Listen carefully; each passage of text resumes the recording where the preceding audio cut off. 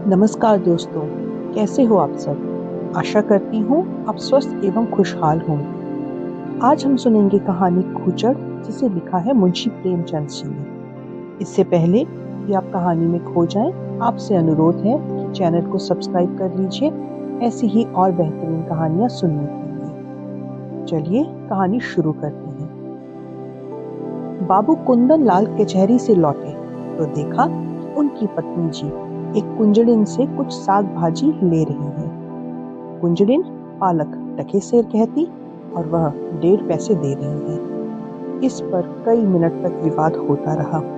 आखिर कुंजड़िन 1.5 पैसे पर राजी हो गई। अब तराजू और बाट का प्रश्न छिड़ गया। दोनों पल्ले बराबर ना थे। एक में पसंगा था, बाट भी पूरे ना उतरते थे। पड़ोसिन के घर से सेर आया। साग तुल जाने के बाद अब घाटे का प्रश्न उठा। पत्नी जी और मांगती थी। कुंजड़िन कहती थी, अब क्या सेर 2 सेर घाटे में ही ले लोगी बहू जी? खैर, आधे घंटे में वह सौदा पूरा हुआ और कुंजड़िन फिर कभी न आने की धमकी देकर विदा हुई। कुंदन लाल खड़े खड़े यह तमाशा देखते रहे। कुंजड़िन के जाने के बाद पत्नी जी लोटे में पानी लाई तो उन्होंने कहा, आज तो तुमने जरा सा साग लेने में पूरा आधा घंटा लगा दिया। इतनी देर में तो 1005 का सौदा हो जाता। जरा जरा के साग के लिए इतनी ठाई ठाई करने से तुम्हारा सिर नहीं दुखता? रामेश्वरी ने कुछ लज्जित होकर कहा, पैसे मुफ्त में तो नहीं आते ना जी। यह ठीक है, लेकिन समय का भी कुछ मूल्य है। इतनी देर में तुमने बड़ी मुश्किल से एक ढेले की बचत की। कुंजड़िन ने भी दिल में कहा होगा, कहाँ की गवारन है यह, अब शायद भूल कर भी इधर ना आए। तो फिर मुझसे यह नहीं हो सकता कि पैसे की जगह ढेले का सौदा लेकर बैठ जाऊं। इतनी देर में तो तुमने कम से कम 10 पढ़ने पड़े होते। कल मेहरी से घंटों सिर मारा, परसों दूध वाले के साथ घंटों शास्त्रार्थ किया। जिंदगी क्या इन्हीं बातों में खर्च करने को दी गई है? कुंदनलाल प्राय नित्य ही पत्नी को सदुपदेश देते रहते। यह उनका दूसरा विवाह था। रामेश्वरी को आए अभी 2-3 महीने ही हुए थे। अब तक तो बड़ी ननद जी ऊपर के काम किया करती थी। रामेश्वरी की उनसे कभी ना पटी। उसको मालूम होता था यह मेरा सर्वस्व ही लुटाए देती है। आखिरकार ननद चली गई। तब से रामेश्वरी ही घर की स्वामिनी है। वह बहुत कोशिश करती है कि पति को प्रसन्न रखे। उनके इशारों पर चलती है। एक बार जो बात सुन लेती है, गांठ बांध लेती है। पर रोज ही तो कोई नई बात हो जाती है और कुंदनलाल को उसे उपदेश देने का अवसर मिल जाता है। एक दिन बिल्ली दूध पी गई। रामेश्वरी दूध गर्म करके लाई और स्वामी के सिरहाने रखकर पान बना रही थी कि बिल्ली ने दूध पर अपना अधिकार सिद्ध कर दिया। रामेश्वरी यह अपहरण स्वीकार न कर सकी। रूल लेकर बिल्ली को इतने जोर से मारा कि वह 2-3 लुढ़कियां खा गई। कुंदनलाल लेटे लेटे अखबार पढ़ रहे थे। बोले, अरे मर जाती तो? रामेश्वरी ने ढिठाई से कहा, तो मेरा दूध क्यों पी गई वो? उसे मारने से दूध वापस तो नहीं मिल गया ना? जब कोई नुकसान कर देता है तो उस पर क्रोध आता ही है। नहीं आना चाहिए। पशु के साथ आदमी भी क्या पशु हो जाए? आदमी और पशु में इसके सिवा और क्या अंतर है? कुंदन लाल कई मिनट तक दया, विवेक और शांति की शिक्षा देते रहे। यहाँ तक कि बेचारी रामेश्वरी मारे ग्लानि के रो ही पड़ी। इसी की तरह एक दिन रामेश्वरी ने एक भिक्षुक को दुत्कार दिया तो बाबू साहब ने फिर उपदेश देना शुरू किया। बोले, तुमसे ना उठा जाता हो तो लाओ, मैं दे आऊं। गरीबों को यौं नहीं दुत्कारना चाहिए। रामेश्वरी ने त्योरियां चढ़ाते हुए कहा, दिन भर तो तांता लगा रहता है, कोई कहाँ तक दौड़े? सारा देश ही भिखमंगों से भर गया है शायद। कुंदनलाल ने उपेक्षा के भाव से मुस्कुराकर कहा, उसी देश में तुम भी तो बसती हो ना? इतने भिखमंगे आ कहाँ से जाते हैं? ये सब काम क्यों नहीं करते? कोई आदमी इतना नीच नहीं होता जो काम मिलने पर भीख मांगे। हाँ, अपंग हो तो दूसरी बात है। अपंगों का भीख के सिवा और क्या सहारा हो सकता है? सरकार इनके लिए अनाथालय क्यों नहीं खुलवाती? जब स्वराज हो जाएगा तब शायद खुल जाए। अभी तो कोई आशा नहीं है, मगर स्वराज भी तो धर्म से ही आएगा। लाखों साधु सन्यासी पंडे पुजारी मुफ्त का माल उड़ाते हैं। क्या इतना धर्म काफी नहीं है? अगर इस धर्म में से स्वराज मिलता तो कब का मिल चुका होता। इसी धर्म का प्रसाद है कि हिंदू जाति अभी तक जीवित है, नहीं तो कब की रस्ताल पहुंचा चुकी होती। रोम, यूनान, ईरान, सीरिया, किसी का अब निशान भी नहीं है।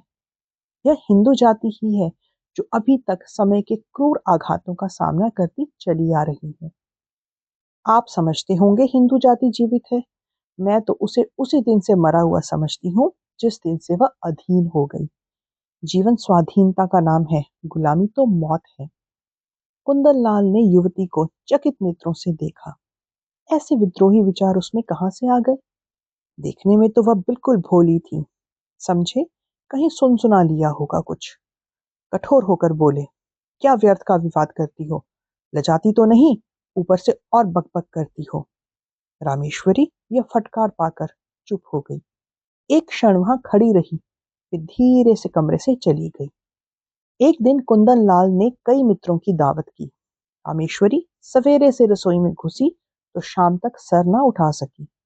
उसे यह बिगाड़ बुरी मालूम हो रही थी। अगर दोस्तों की दावत करनी ही थी तो खाना बनवाने का कोई प्रबंध क्यों नहीं किया? सारा बोझ उसी के सिर पर क्यों डाल दिया गया? एक बार उससे पूछ तो लिया होता कि दावत करूं या ना करूं। होता तब भी यही जो अब हो रहा था। बस वह दावत के प्रस्ताव का बड़ी खुशी से अनुमोदन करती। तब वह समझती दावत मैं कर रही हूँ। अब वह समझ रही थी कि मुझसे बिगाड़ ली जा रही है। खैर, भोजन तैयार हुआ।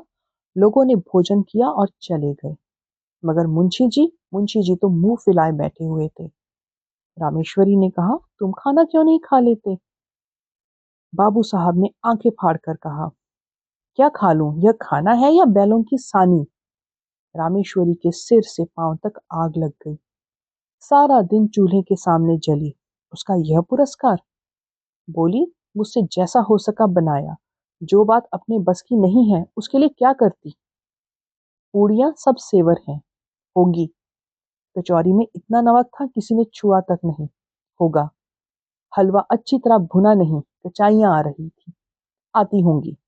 शोरबा इतना पतला था जैसे चाय, होगा। स्त्री का पहला धर्म यह है कि वह रसोई के काम में चतुर हो। और उसके बाद उपदेशों का तार बंधा, यहाँ तक कि रामेश्वरी ऊब कर चली गई। 5-6 महीने गुजर गए। एक दिन कुंदन लाल के एक दूर के संबंधी उनसे मिलने आए। रामेश्वरी को ज्यों ही उनकी खबर मिली, जलपान के लिए मिठाई भेजी और मेहरी से कहला भेजा कि आज यही भोजन कीजिएगा।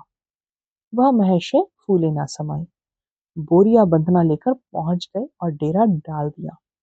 1 हफ्ता गुजर गया, पर वो टलने का नाम ही नहीं लेते थे। आव भगत में कोई कमी होती तो शायद उन्हें कुछ चिंता होती, पर रामेश्वरी थी, वो तो उनके सेवा सत्कार में जी जान से लगी हुई थी। फिर भला वह क्यों हटने लगे? एक दिन कुंदन लाल ने कहा, तुमने यह तो एक बुरा रोग ही पाल लिया है। रामेश्वरी ने चौंक कर पूछा, कैसा रोग? इन्हें टहला क्यों नहीं देती है? मेरा क्या बिगाड़ रहे हैं? कम से कम 10 की रोज चपत दे रहे हैं, और अगर यही खातिरदारी रही तो शायद जीते जी टलेंगे भी नहीं। मुझसे तो यह नहीं हो सकता कि कोई 2-4 दिन के लिए आ जाए तो उसके सिर पर ही सवार हो जाऊं, जब तक उनकी इच्छा हो रहे। ऐसे मुफ्तखोरों का सत्कार करना पाप है। अगर तुमने इतना सिर न चढ़ाया होता तो अब तक कब का लंबा कर दिया होता। जब दिन में 3 बार भोजन और 50 बार पान मिलता है तो उसे क्या कुत्ते ने काटा है जो अपने घर जाएगा?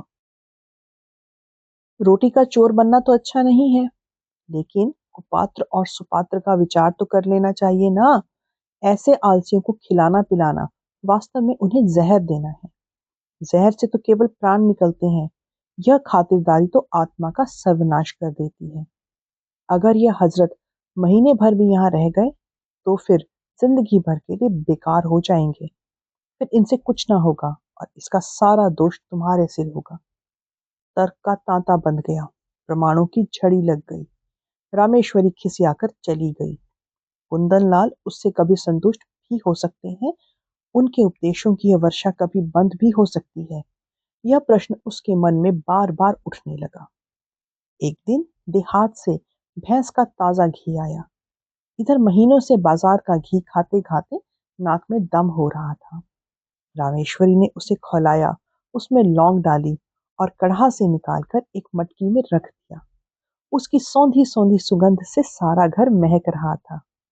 मेहरी चौका बर्तन करने आई तो उसने चाहा कि मटकी चौके से उठाकर छींके या आली पर रख दे, पर संयोग की बात कहें या दुर्भाग्य की, उसने मटकी उठाई तो वह उसके हाथ से छूटकर गिर पड़ी। सारा घी बह गया। धमाका सुनकर रामेश्वरी दौड़ी तो मेहरी खड़ी रो रही थी और मटकी मटकी हो गई थी चूर चूर। तड़प कर बोली, मटकी कैसे टूट गई? मैं तेरी पगार से काट लूंगी। राम राम, सारा घी मिट्टी में मिला दिया। तेरी आंखें फूट गई थी क्या? हाथों में कोई दम नहीं था? इतनी दूर से मंगाया, इतनी मेहनत से गर्म किया, मगर एक बूंद भी गले के नीचे ना गया। अब खड़ी बिसूर क्या रही है? जाकर अपना काम। मेहरी ने आंसू पोंछकर कहा, बहू जी, अब तो चूक हो गई। आप तनख्वाह काटो चाहे जान मारो। मैंने तो सोचा था उठाकर आले पर रख दूं तो चौका लगाऊं। क्या जानती थी कि भाग्य में यही लिखा है। ना जाने किसका मुंह देखकर उठी थी। रामेश्वरी बोली, मैं कुछ नहीं जानती। सब रुपए तेरी पगार से वसूल करूंगी। 1 रुपया जुर्माना ना किया तो कहना। मेहरी, मर जाऊंगी सरकार, कहीं 1 पैसे का ठिकाना नहीं है। रामेश्वरी गुस्से से बोली, मर या जी, मैं कुछ नहीं जानती। मेहरी ने कुछ सोचा और बोली, अच्छा काट लीजिएगा सरकार, आपसे सब्र नहीं होता, मैं ही सब्र कर लूंगी। यही होगा ना, भूखों मर जाऊंगी। जीकर भी कौन सा सुख भोग रही हूँ कि मरने को डरूं। समझ लूंगी 1 महीना कोई काम नहीं किया। आदमी से बड़ा बड़ा नुकसान हो जाता है। यह तो केवल घी ही था। रामेश्वरी को एक क्षण में मेहरी पर दया आ गई।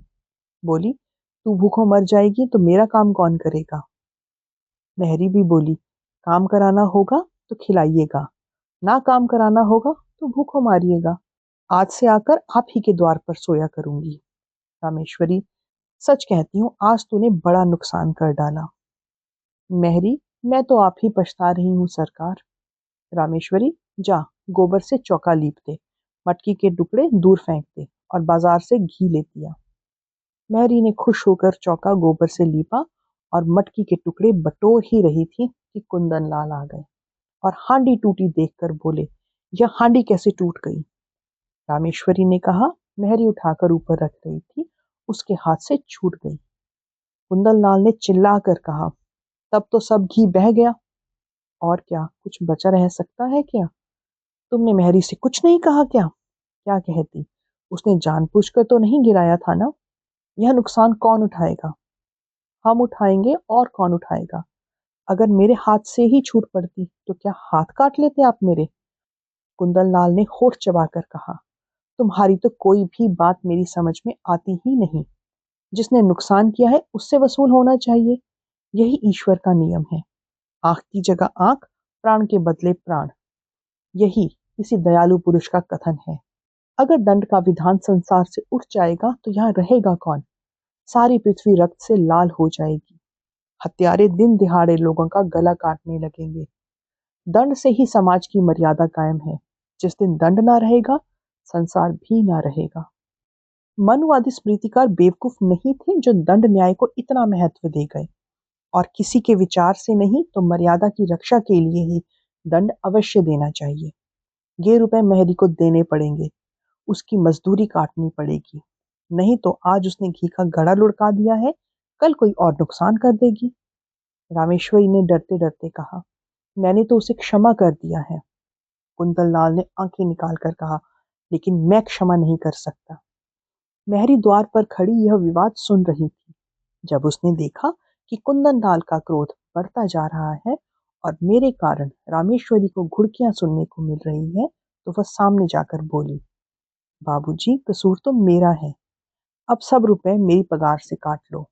रुपए नहीं है, नहीं तो अभी लाकर आपके हाथ पर रख देती। रामेश्वरी ने उसे घुड़क कर कहा, जा भाग यहाँ से। तू क्या करने आई है? बड़ी रुपए वाली बनती है। कुंदन लाल ने अपनी पत्नी की ओर कठोर नेत्रों से देखकर कहा, तुम क्यों उसकी वकालत कर रही हो?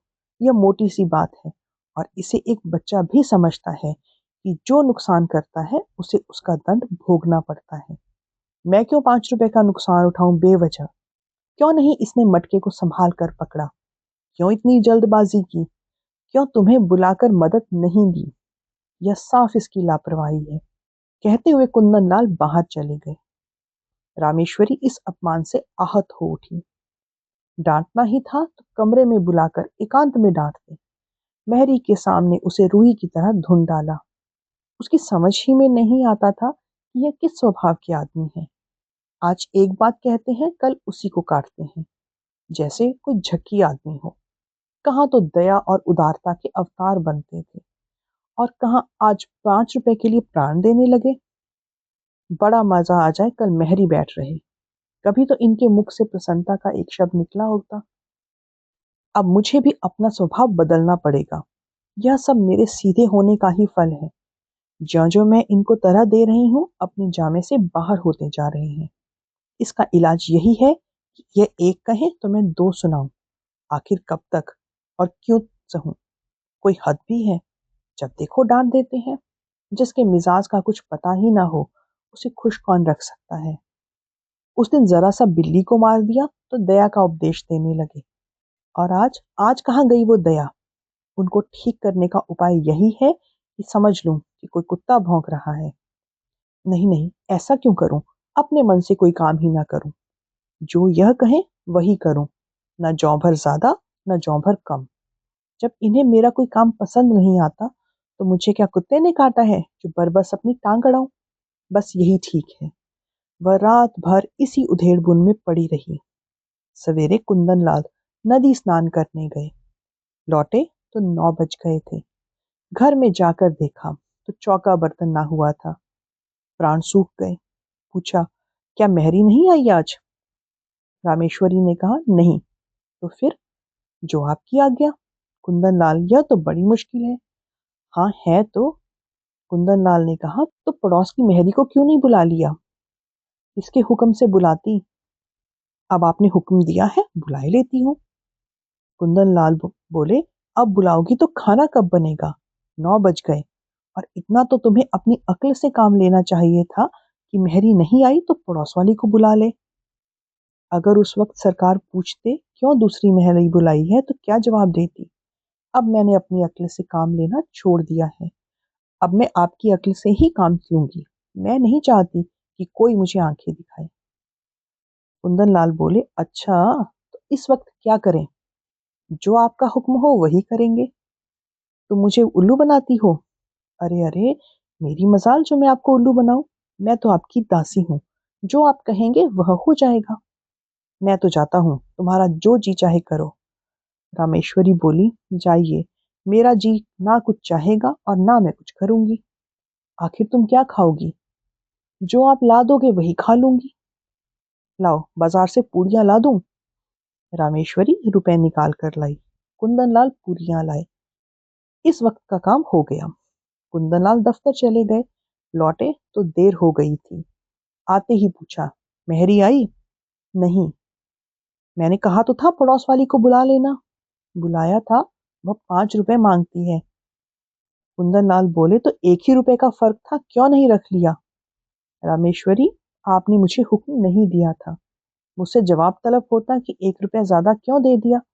खर्च की किफायत पर उपदेश दिया जाने लगता तो क्या करती? तुम तो निरी बेवकूफ हो। बिल्कुल। तो इस वक्त भी भोजन ना बनेगा?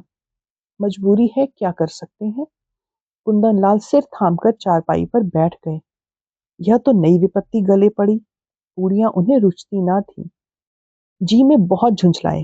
रामेश्वरी को 2-4 उल्टी सीधी सुनाई, लेकिन उसने तो मानो सुना ही नहीं। कुछ बस ना चला तो मेहरी की तलाश में निकले। जहां गए मालूम हुआ मेहरी काम करने चली गई। आखिर एक कहार मिला तो उसे ही बुला लाए। कहार ने 2 आने लिए और बर्तन धोकर चलता बना। रामेश्वरी ने पूछा, भोजन में क्या बनेगा? कुंदन लाल, रोटी तरकारी बना लो, या इसमें कुछ आपत्ति है? तरकारी तो घर में है ही नहीं। दिन भर बैठी रही, तरकारी भी ना लेते बनी। अब इतनी रात गए तरकारी कहाँ मिलेगी? मुझे तरकारी ले रखने का हुक्म ना मिला था। और अगर मैं पैसा धेला देने के लिए मोल भाव करती तो कुंदन लाल ने विवशता से दांत पीस कर कहा, आखिर तुम चाहती क्या हो? रामेश्वरी ने शांत भाव से जवाब दिया, कुछ नहीं, केवल अपना अपमान नहीं चाहती। तुम्हारा अपमान कौन करता है? आप करते हो। तो मैं घर के मामले में कुछ बोलूं भी ना? आप नहीं बोलेंगे तो कौन बोलेगा? मैं तो केवल आपके हुक्म की गुलाम हूँ। रात रोटी दाल पर कटी। दोनों लेट गए। रामेश्वरी को तो तुरंत नींद आ गई। कुंदन लाल बड़ी देर तक करवटें बदलते रहे। अगर रामेश्वरी इस तरह सहयोग ना करेगी तो एक दिन भी काम नहीं चलेगा। आज ही बड़ी मुश्किल से भोजन मिला, इसकी समझ ही उल्टी है। मैं तो समझाता हूँ, यह समझती है डांट रहा हूँ। मुझसे बिना बोले रहा भी तो नहीं जाता। लेकिन अगर बोलने का यह नतीजा है तो फिर बोलना ही फिजूल है। नुकसान होगा बला से। यह तो ना होगा कि दफ्तर से आकर बाजार भागूं। मेहरी से रुपए वसूल करने की बात इसे बुरी लगी और थी भी बेजा। रुपए तो ना मिले, उल्टे मेहरी ने काम ही छोड़ दिया। रामेश्वरी को जगाकर बोले, कितना सोती हो? रामेश्वरी बोली, मजूरों को अच्छी नींद आती है साहब, चिढ़ाओ मत। मेहरी से रुपए ना वसूल करना। रामेश्वरी, वह तो लिए खड़ी है शायद। कुंदन, उसे मालूम हो जाएगा तो काम करने आएगी। ठीक है, कल कहलवा भेजूंगी। कुंदन लाल बोले, आज से मैं कान पकड़ता हूँ, तुम्हारे बीच में ना बोलूंगा। रामेश्वरी बोली, और अगर मैं घर लुटा दूं तो? लुटा दो चाहे मिटा दो, मगर रूठो मत। अगर तुम किसी बात में मेरी सलाह पूछोगी तो दे दूंगा, वरना मुंह न खोलूंगा। रामेश्वरी, मैं अपना अपमान नहीं सह सकती। इस भूल को क्षमा कर दो ना अब। रामेश्वरी, सच्चे दिल से कहते हो ना आप? कुंदन लाल, हाँ हाँ, सच्चे दिल से। तो दोस्तों, ये थी आज की कहानी। कहानी कैसी लगी हमें कमेंट करके ज़रूर बताइएगा। अगर कहानी अच्छी लगी तो इसे लाइक कीजिए और शेयर कीजिए। और ऐसी ही और बेहतरीन कहानियाँ सुनने के लिए चैनल से जुड़े रहिए। मिलती हूँ फिर एक और नई कहानी के साथ। तब तक अपना ध्यान रखिए। धन्यवाद।